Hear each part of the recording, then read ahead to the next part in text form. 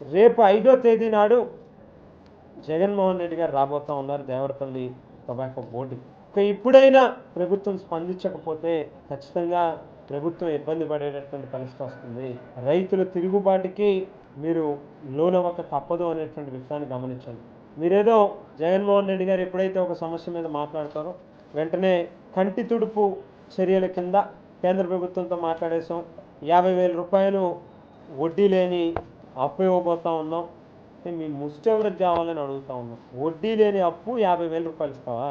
ఒక్కొక్క రైతు ఒక బ్యారెన్లో కనీసం అంటే 4 నుంచి 5 లక్షల రూపాయలు నష్టపోతూ ఉంటే, వాతావరణం మారుతూ ఉంది, వర్షాలు వస్తే ఆ పొగాకు సువాసన అనేది ఏదైతే ఉంటుందో అది పోతుందని, రంగు మారుతుందని బెంబేలు ఎత్తిపోయి రైతులు ఆత్మహత్య శరణ్యమా అని చెప్పని ఎవరు నన్ను ఆదుకునే దేవుడు అని చెప్పి వాళ్ళు చూస్తూ ఉంటే, మీకేమో 50,000 రూపాయలు వడ్డీ లేకుండా ఇస్తాం, కేంద్ర ప్రభుత్వంతో మాట్లాడడం, 4 ఫోటోలు తీయడం, పేపర్లో వేయడం.